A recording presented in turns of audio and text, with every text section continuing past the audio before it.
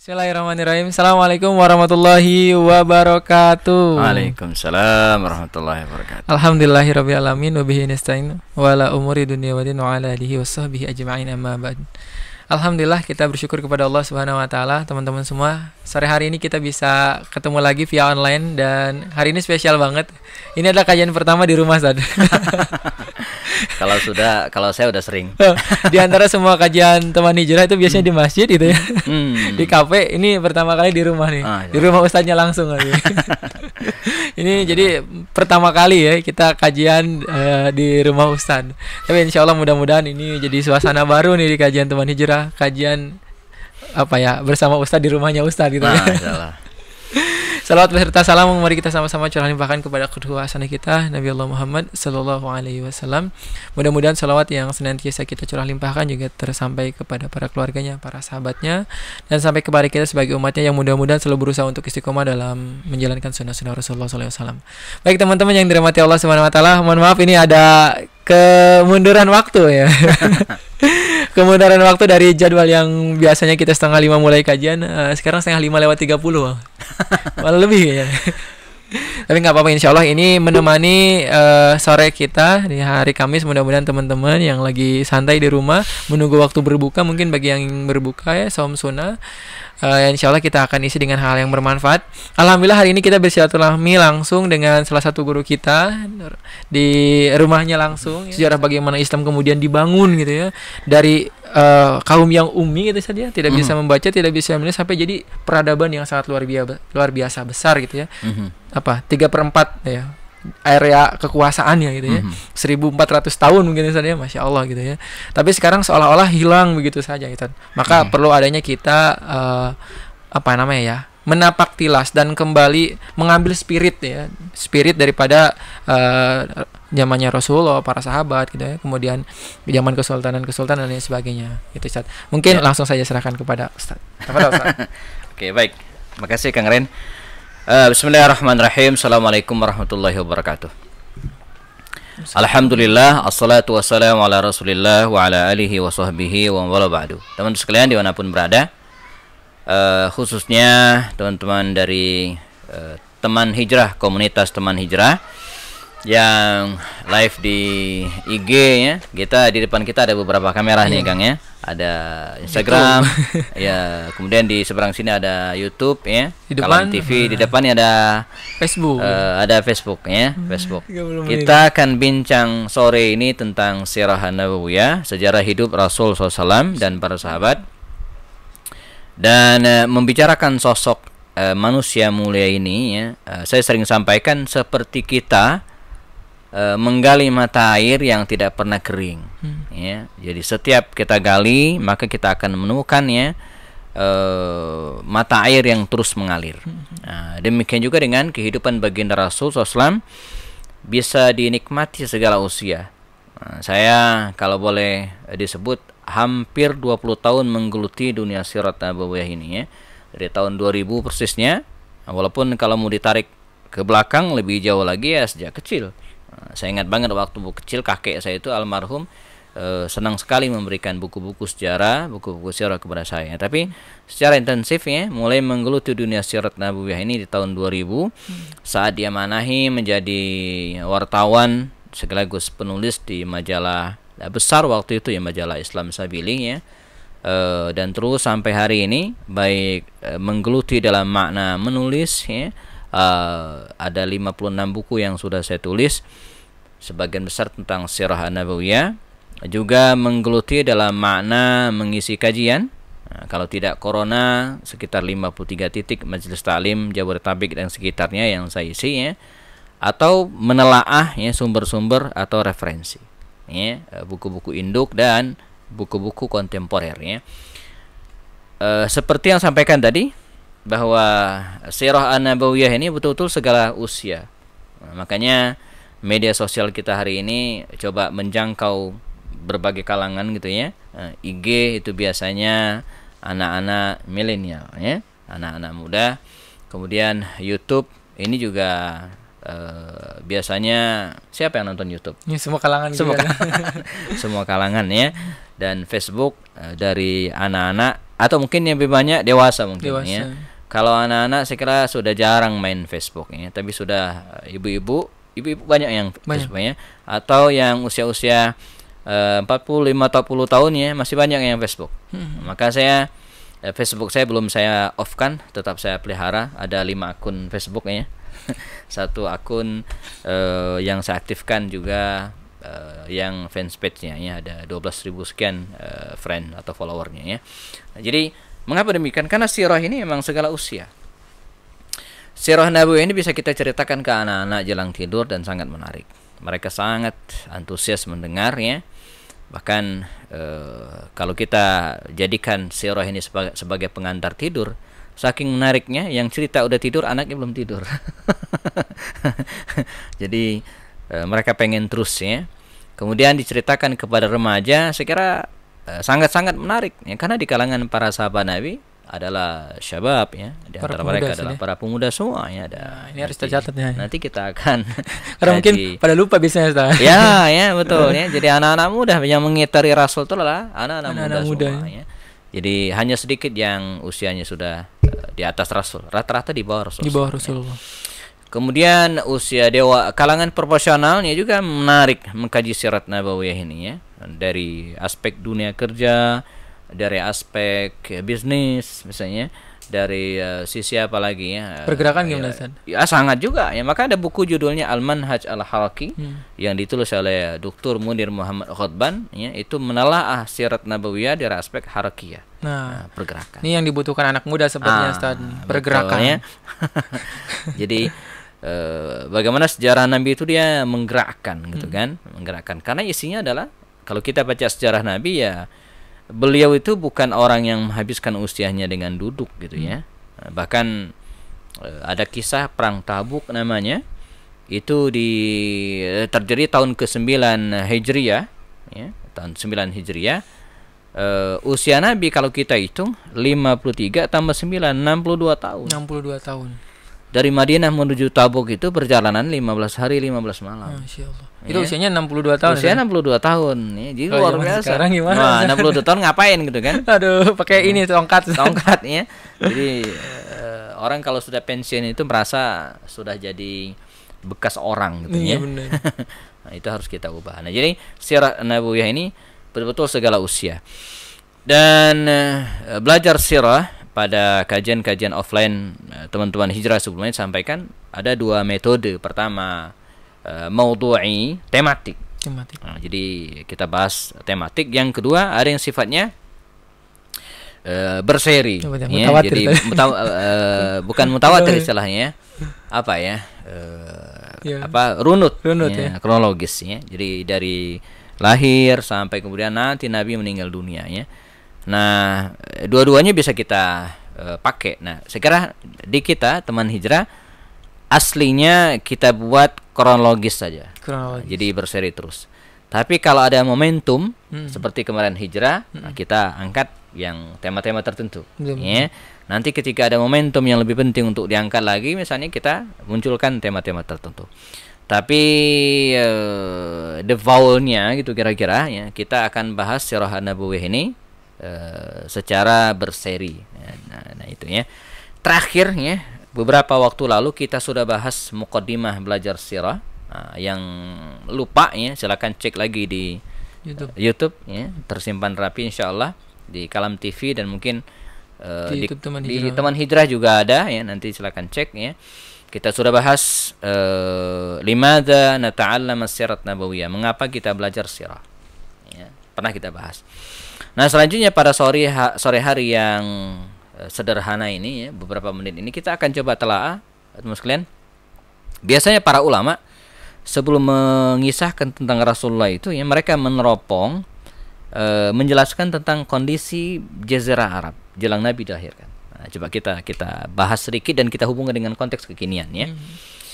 Kita lihat dari sisi sosial dulu ya, dari sisi masyarakat, bahwa bangsa Arab waktu itu jelang Nabi dilahirkan merupakan masyarakat yang kita potret di Arabnya ya, yang punya beberapa karakter. Ya. Pertama, bangsa Arab itu mereka adalah orang-orang yang dikenal sebagai pemberani. Nah, jadi Nabi itu, teman-teman sekalian, lahir dalam komunitas orang-orang yang berani. Bukan penakut kayak Yahudi. Yahudi itu penakut. Nabi itu lahir dalam komunitas orang-orang yang berani. Maka nanti muncul Khalid bin Walid, Umar bin Khattab, Ali bin Abi Thalib, dan para sahabat Nabi yang lainnya. Nah, keberanian mereka itu sungguhnya bukan hanya setelah masuk Islam, bahkan sebelum masuk Islam yang udah berani. Jadi berani itu adalah akhlak al-karimah, ya, akhlak mahmudah, akhlak yang baik. Tapi karena belum tersentuh nilai-nilai ilahi, ya, keberanian itu menjadi buruk.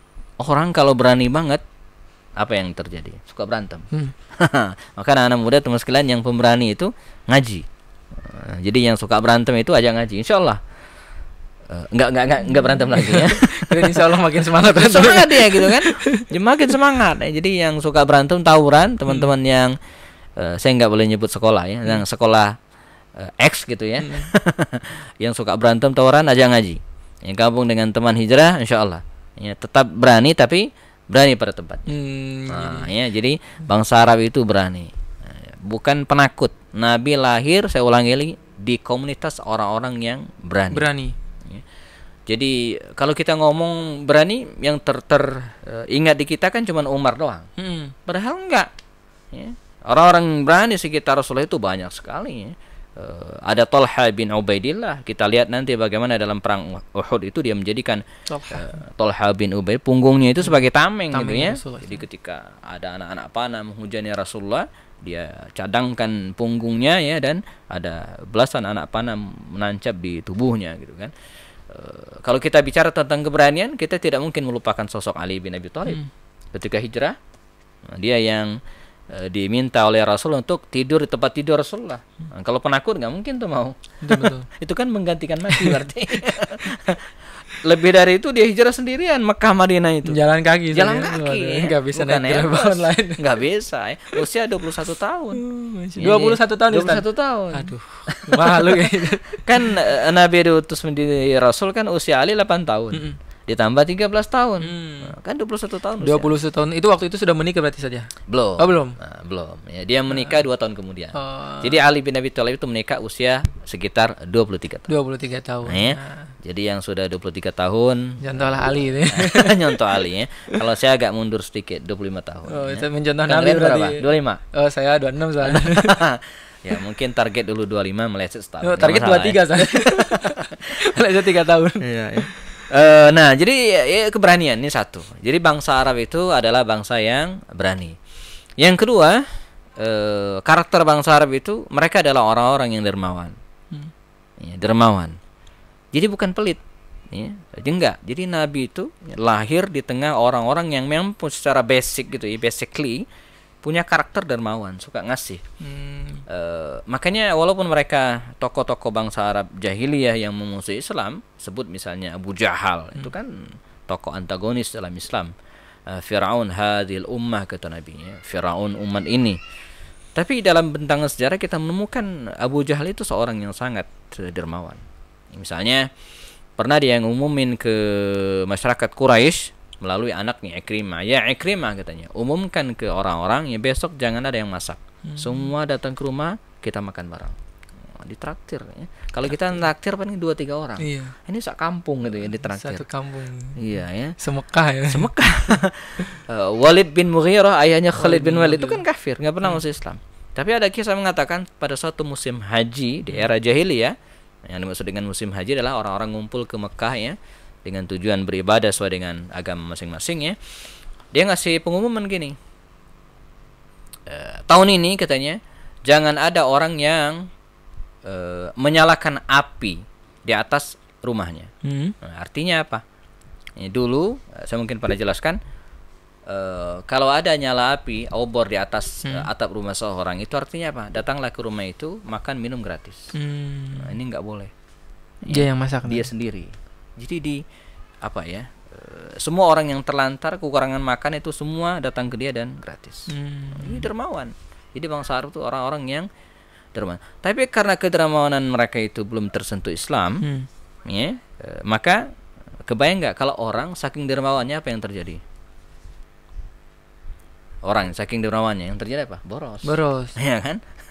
Jadi bahkan sekarang ya kesannya kalau kita saya sering bergaul dengan teman-teman di Arab dan paling tidak mendengarlah kisah tentang mereka, terkenal boros ya, Bang. Jadi saya kalau ngajak jamaah umrah itu ada restoran langganan, ya bukan langganan sebenarnya tapi sering ke situ. Namanya Kabsah Hashi di Aziziyah Makkah. Kabsah Hashi jadi nasi ya, tapi lauknya itu unta muda. Daging unta tadi. Daging unta yang pernah nyobain nih. Tapi yang muda. Jadi kebayang kan daging kambing muda aja enak, udah enak unta kan? Ya. Makannya itu pesan. Saya pernah diajak salah seorang ustadz di sana ya. Kita berempat datang ke situ. Pesan 2 katanya. Saya kaget.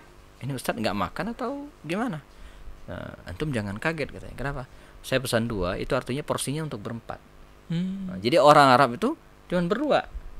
Ya. Jadi 2 jatah orang Arab bagi kita berempat.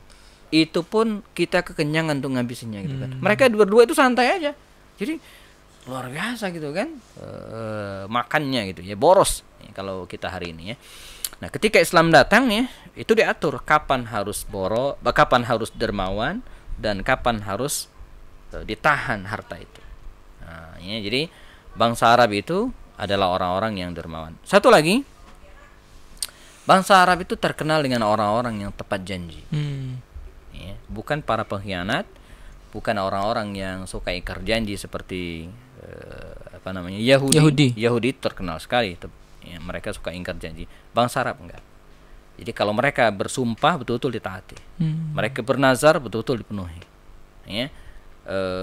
Mereka misalnya ada kisah lucu begini. Ya suatu saat ada 2 kabilah. Saya lupa kabilahnya, kabilah A dan kabilah B gitu kan. Ini perang. Biasa, perang antar suku. Suatu saat kabilah B ini ya, salah seorang tokoh dari kabilah B ini membunuh ya, salah seorang putra dari kabilah A, dibunuh. Oh marah ini kabilah A ini, anaknya dibunuh kan, dicari ke komplek perumahan kabilah B.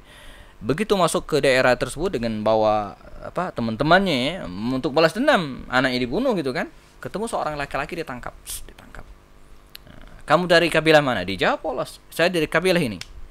Ya, begini. Kami mendengar bahwa anak kami dibunuh oleh si fulan, dinunjukkan fulan. Kamu kenal? Saya kenal, ketika gitu kan. Tunjukkan di mana rumahnya. Oke, saya akan tunjukkan di mana rumahnya dan orangnya yang mana ya, tapi dengan syarat. Apa itu? Setelah saya katakan di mana rumahnya dan di mana orangnya, kalian harus berjanji melepaskan saya, gitu kan. Kata mereka, iya, kami berjanji. Nah, sekarang saya sampaikan, yang kalian cari itu adalah saya, katanya. Dia nggak bisa ngelak gitu kan, udah berjanji, akhirnya dilepas. Saking tepat janjinya gitu kan, akhirnya dilepas. Padahal dia nyari orang itu. Cerdas tuh. Nah jadi Umar itu pernah dikerjain oleh Hurmuzan. Umar bin Khattab. Ya. Hurmuzan ini kan salah seorang tokoh panglima perang Qadisiyah ya, dari Persia. Pada perang Qadisiyah itu kan kaum muslimin menang, sebagian tawanan dibawa ke Madinah. Nah, di antaranya Hurmuzan ini, ada juga Abu Lu'lu' al-Fayrus yang belakangan membunuh Umar. Abu Lu'lu' al-Fayrus. Ya, dia yang membunuh Umar bin Khattab, tawanan perang Qadisiyah. Begitu diadili oleh Umar dan jelas mesti dieksekusi. Ya, mesti bunuh karena dia panglima perang musuh. Dia tahu bahwa bangsa Arab ya, Umar diantaranya itu tepat janji, gak mungkin ingkar janji. Kata Hurmuzan ini, Umar katanya ya, saya tahu Anda tidak pernah ingkar janji. Kata Umar, ya, ingkar janji adalah aib bagi kami, aib bagi Arab, aib bagi Islam, katanya gitu kan. Saya tidak akan mengelak, akan menerima keputusan Anda, saya mau diapain ya. Tapi ambilkan saya minum, saya pengen minum sebelum dieksekusi. Ambilkan minum, kata Umar. Diambilkan minum. Ya Umar, dia sok gemetar gitu. Saya ketakutan. Saya enggak jamin ya. Jangan-jangan sebelum saya minum ya, Anda sudah membunuh saya. Kata Umar, saksikanlah, saya tidak akan membunuh Anda sampai Anda minum.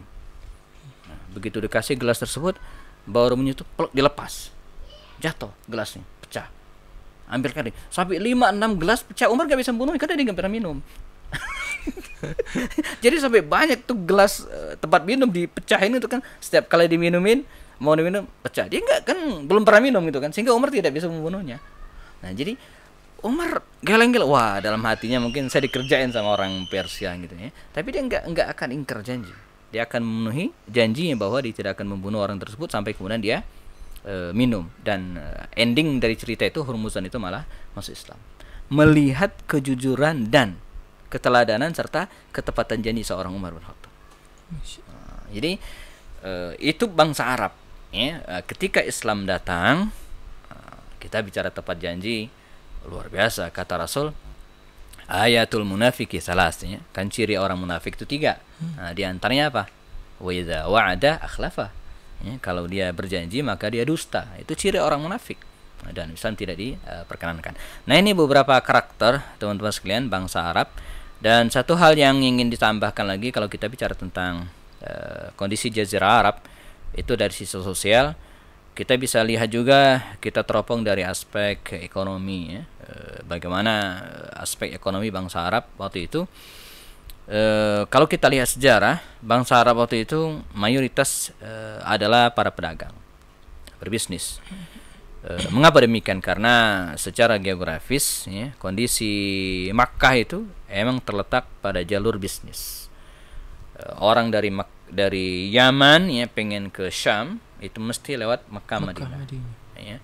Karena itu salah seorang leluhur Rasulullah menggagas 2 perjalanan bisnis yang diabadikan Allah dalam surat Quraisy ya. Li ila fi Quraisyin ila fihim rihlatash syita'i was-saif. Ya, bahwa mereka punya ilaf ya, 2 perjalanan bisnis. Apa itu? Rihlatash syita, perjalanan pada musim syita. Syita itu musim dingin, mereka ke Yaman. Wa rihlatash saif, dan musim panas mereka ke Syam. Nah, jadi bisnis. Mungkin 80-85% penduduk Makkah itu Jazirah Arab adalah para pengusaha. Ya. Nabi juga seorang pengusaha ya. Yang bertani ada mungkin tapi sedikit ya. Mereka juga punya lahan-lahan pertanian, tapi rata-rata yang memiliki lahan pertanian itu adalah para pebisnis. Pertaniannya dalam apa nih, San? Misalnya kurma ya, atau kemudian sayur mayur itu biasanya di Taif. Oh, di Taif ya. Jadi mereka orang Mekah tapi punya lahan hektaran itu di Taif. Oh, Taif. Itu biasanya para pengusaha juga yang punya lahan itu. Kirain di sana nggak ada sayur mayur zaman dulu. Ada, jadi kalau teman-teman sekalian ke Mekah ya, ada terong, ada daerah Taif ya. Itu Taif semua, ada jeruk, ya, ada bitik, semangka, ada timun ya. Itu ngambilnya bukan dari pasar Keramat Jakarta bukan ya, kejauhannya ngambilnya dari Taif. Dari Taif. Dari Taif. Saya setiap umroh biasanya kalau ada luang waktu, saya ajak jamaah itu ke Taif dan melihat keindahan Taif. Hari ini menjadi destinasi wisata. Bukan melihat fenomena akhir zaman. Nah, jadi pengusaha, pelajaran apa yang bisa kita ambil dari sini? Bahwa bagian dari qadar Allah dan tarbiyat ilahiyah, nabinya itu dibesarkan, dididik dalam komunitas orang-orang seperti ini, dalam komunitas para pengusaha yang punya jiwa entrepreneurship. Dan ini juga yang dilakukan Nabi ketika hijrah ke Madinah ya. Salah satu langkah beliau adalah membangun pasar. Makanya anak-anak muda, teman sekalian, salah satu spirit ya, jiwa yang mesti dimiliki oleh anak-anak muda itu adalah spirit entrepreneurship. Membangun pasar. Sebelum membangun pasar, membangun jiwa entrepreneurship dulu. Itu penting ya. Jangan sampai kita begini. Yang dimaksud dengan memiliki jiwa entrepreneurship itu bukan jiwa pedagang ya, lain. Gimana? Jadi bedanya begini. Kita bisa menggeluti beberapa profesi, tapi tetap dengan jiwa entrepreneurship. Contoh, dokter yang tidak punya jiwa entrepreneurship, maka dia lulus kuliah, ngambil fakultas kejuruan apalah misalnya kedokteran ya, umum atau yang yang khusus ya, di bidang tertentu, dan dia bekerja, datang ke rumah sakit, pulang sore dan seterusnya sesuai dengan jadwal, selesai. Itu dokter yang tidak punya jiwa entrepreneurship. Nah, dokter yang punya jiwa entrepreneurship ya, mereka berpikir untuk mengkreat, bisa apotek ya, bisa klinik, bisa bahkan suatu saat dia berpikir untuk bikin rumah sakit. Beda, ya. Siapa lagi contohnya? Guru yang tidak punya jiwa entrepreneurship, saya kira di masa pandemi ini dia mati gaya gitu kan, nggak bisa ngapa-ngapain. Tapi guru yang punya jiwa entrepreneurship, dia akan berpikir untuk membuat lembaga pendidikan. Dia bikin les, dia bikin tempat kursus, ya. Bahkan pada titik tertentu dia bisa bikin sekolah. Itu guru yang punya jiwa entrepreneurship. Ustadz, Ustadz nih? Ustadz yang tidak punya jiwa entrepreneurship, dia akan bingung ya. Dari satu majelis taklim ke majelis taklim yang lain, begitu terus. Tapi ustadz yang punya jiwa entrepreneurship, maka dia berpikir bikin yayasan, bikin lembaga pendidikan, bikin pesantren, bikin ma'had. Dia berkembang gitu kan. Dia enggak, jadi orang yang punya jiwa entrepreneurship dia enggak ada istilah mentok. Dia selalu melahirkan karya, punya inisiatif, ya. Dia enggak gampang ngeluh, ya, enggak gampang stres, bahkan bisa menangkap peluang, ya. Ibarat air yang ditumpahkan, maka dia akan mencari celah terus, ya. Seperti kita hari ini kan, saya kira teman-teman dari komunitas teman hijrah kalau tidak punya jiwa entrepreneurship, ya mati gaya. Berarti selesai. Tapi kita enggak, ya. Kita mencari peluang, ya. Bahkan bisa lebih dari itu. Saya sampaikan di luar Ramadan saya biasa ngisi 52 sampai 53 majelis taklim. Begitu lockdown, plok, saya sempat 2 minggu tuh nggak mau ngapain. Kan berhenti semua tuh kajian di masjid. Tapi kita harus berpikir, kita harus berupaya, dan kita gagaslah.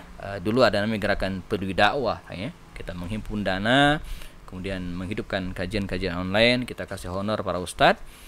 Saya juga mulai beraktivitas, dan akhir Ramadan tercatat 72 majelis taklim, dan naik.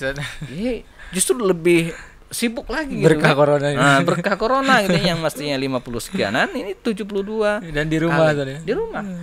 Ini saya yang ketiga hari ini. Masya Allah. Nanti malam ada satu lagi, Ba'da Isya. Ya, Ba'da Isya, ya. Besok Jumat 3 juga, ya. Pagi habis subuh, kemudian jam 8 dengan teman-teman MUI LP POM, ya. Kemudian malam kajian rutin, kajian Sirat Nabawi online, Jumat malam rutin. Besok itu 3. Ya, yang nanti akan sibuk luar biasa hari Senin. Ya, Senin itu bisa 5 atau 6 titik. Dan semua kita kendalikan dari ruangan ini dan ruangan sebelah.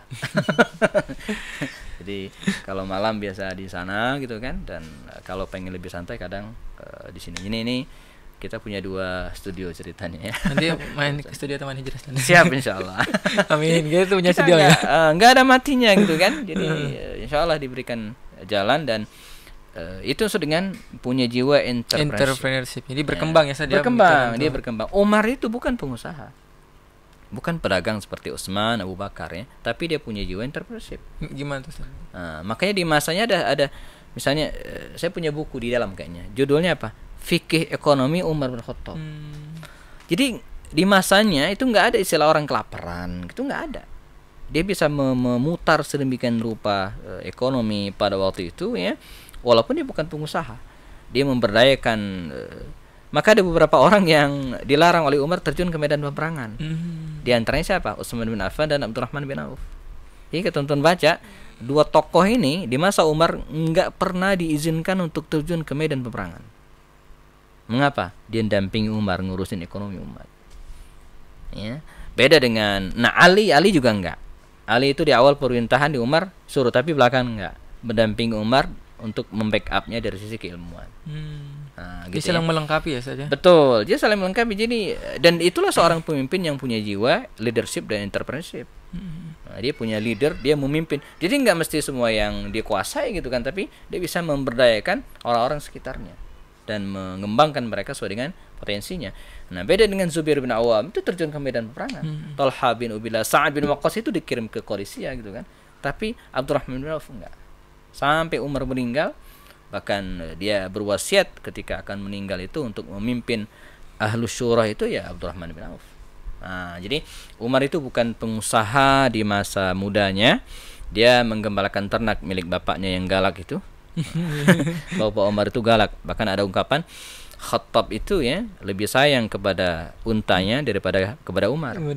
Jadi kalau Umar hilang nggak pulang semalam, dia santai aja. Tapi untanya nggak pulang sehari, dia cariin gitu kan. Pernah kisah suatu saat Umar kan menggembalakan unta milik bapaknya di ujung jauh di luar Mekah. Kan kalau di dalam Mekah kan nggak ada, dikirim. Siang-siangnya pulang Umar. Kata bapaknya, kenapa pulang? Siapa yang jaga unta saya, katanya gitu kan. Kalau engkau pulang siapa yang jagain?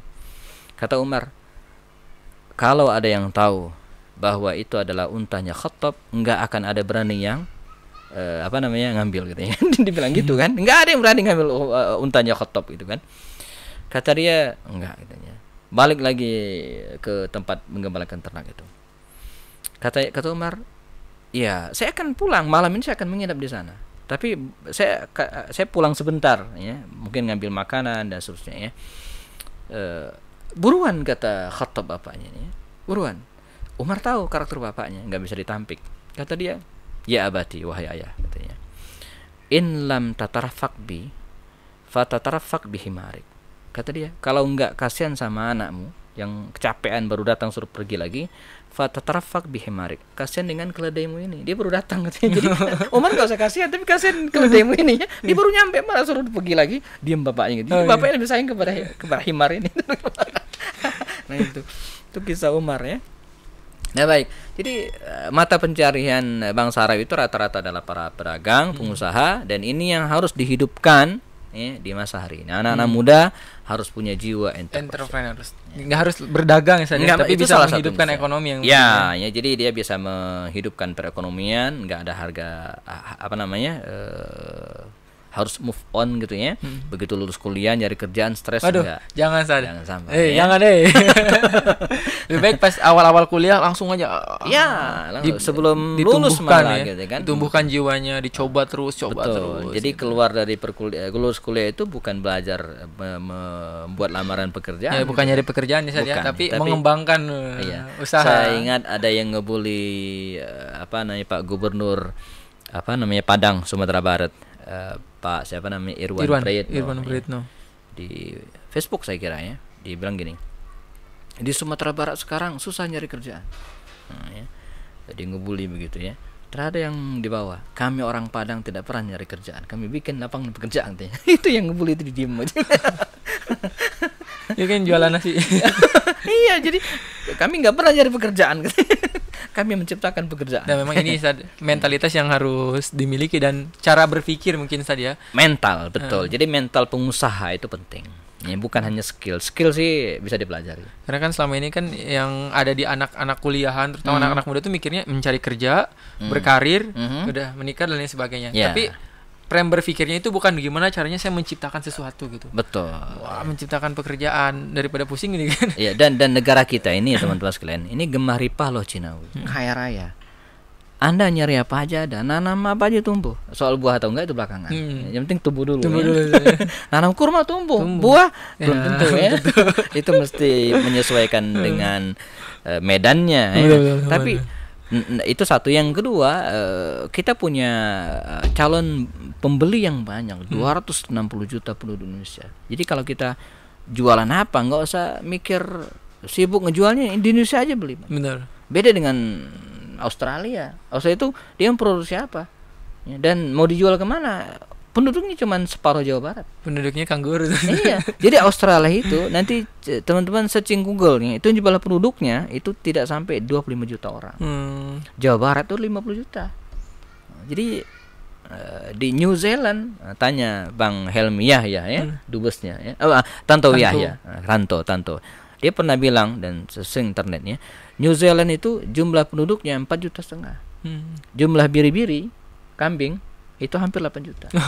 Jadi penduduk mayoritasnya kambing. Iya, 2 kali lipat penduduk New Zealand ya, ternaknya gitu kan. Jadi bingung mereka mau jual kambing di mana. Nah, kalau kita banyak, luar biasa gitu ya. Jadi ini kita jadikan sebagai peluang ya. Kita mau meng-create apa aja, nggak usah impor gitu kan. Kita apa aja, barang apa aja ada gitu kan. Yang kedua kita ngejual juga banyak. Masya Allah, ini sudah mau maghrib ini. Gak kerasa ini. Sudah 45 aja nih. Ada yang ingin atau teman-teman di ada mungkin rumah? Yang bertanya? Ada. Baik teman-teman, silakan bagi yang ingin bertanya. Ini satu pertanyaan saja karena kita sudah menjelang maghrib ya. Dan mengingatkan juga buat teman-teman semua, buat teman hijrah punya program sosial yang begitu banyak ya. Salah satu yang sedang kita gerakan adalah kita sedang membuka keran donasi buat teman-teman semua, dari teman-teman semua untuk pembangunan tempat wudhu ya di salah satu rumah tahfidz atau pesantren tahfidz yang ada di Megamendung. Jadi buat teman-teman yang ingin menginfakkan sebagian hartanya bisa langsung transfer ke rekening teman hijrah, nanti bisa lihat di Instagramnya teman hijrah. Silakan bagi yang ingin bertanya, kita buka satu pertanyaan. Di IG mungkin ada? Kosong? Belum.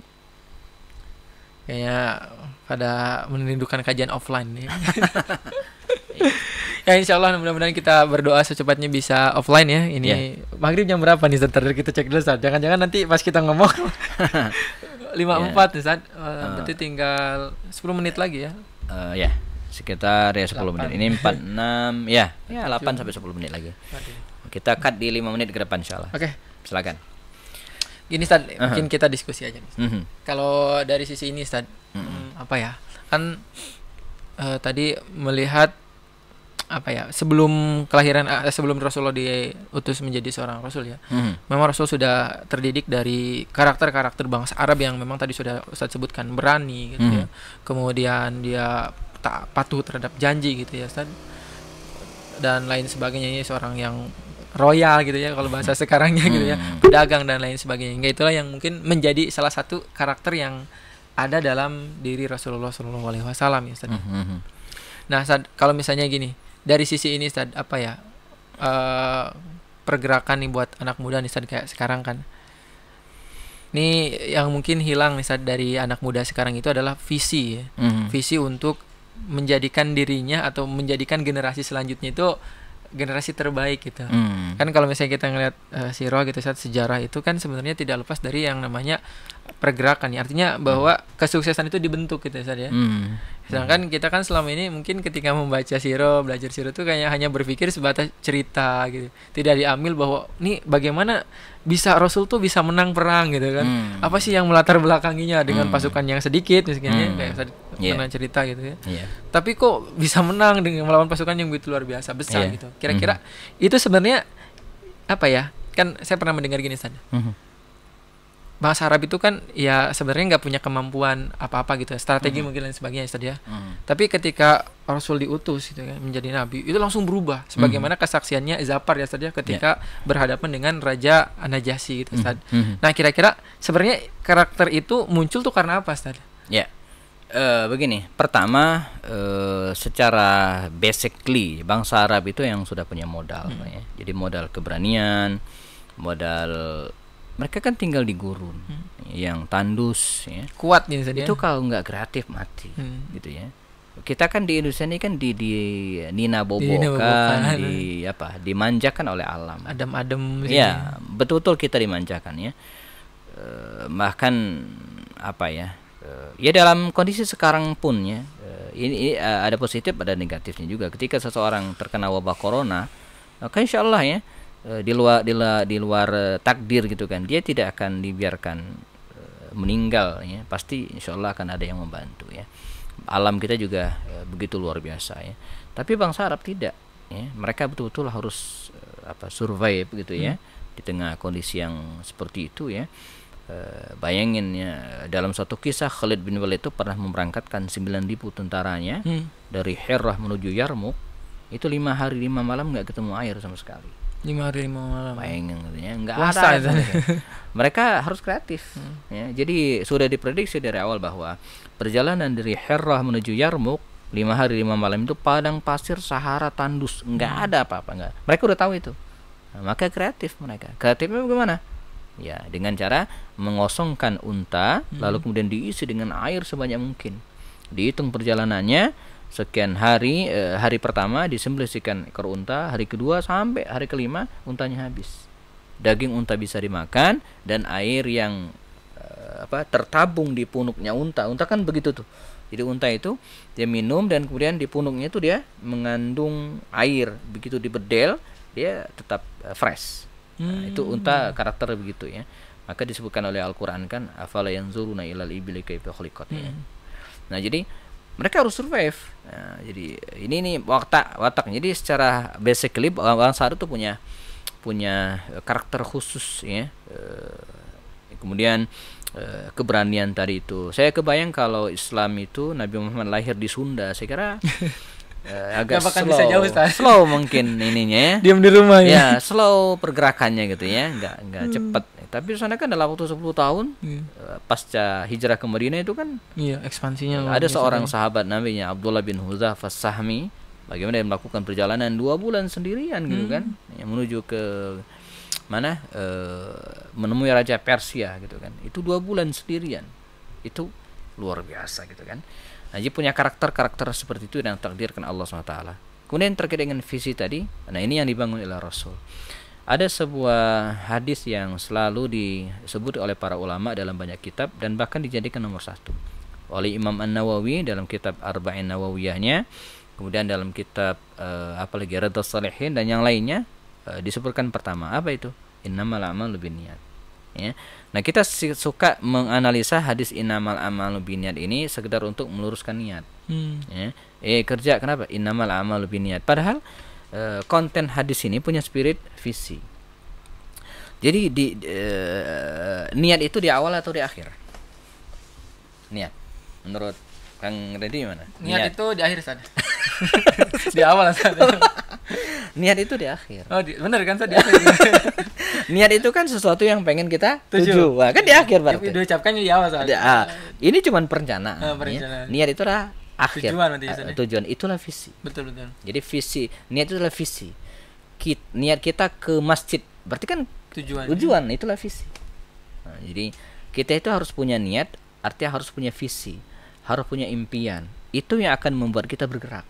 Betul saat itu. Nah, bahkan ada penelitian orang yang sakit, di antara faktor yang menyebabkan dia sembuh adalah ya, dengan membuat dalam dirinya itu ada banyak target yang belum terselesaikan, sehingga dia jangan mati dulu, kerjaan saya masih banyak. Nah, itu yang secara mental membuat dia sehat gitu kan. Nah, di kita kan nggak, mengapa orang yang begitu pensiun lalu kemudian banyak yang sakit, karena dia udah selesai, merasa hidupnya udah beres, kerjaan nggak ada lagi ya, padahal pensiunnya kan usia berapa, 56 tahun. 50. Coba kalau dia meninggal usia 70 tahun, berarti kan 14 tahun itu. Dia no production, nggak produktif itu. Harusnya tetap bergerak ya.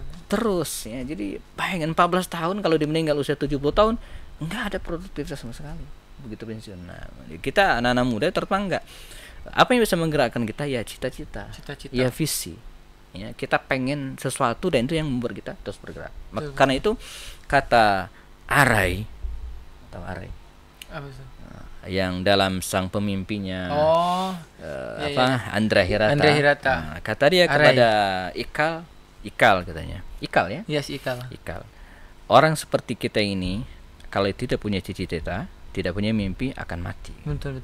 Jadi yang membuat mereka hidup bergerak itu adalah cita-cita.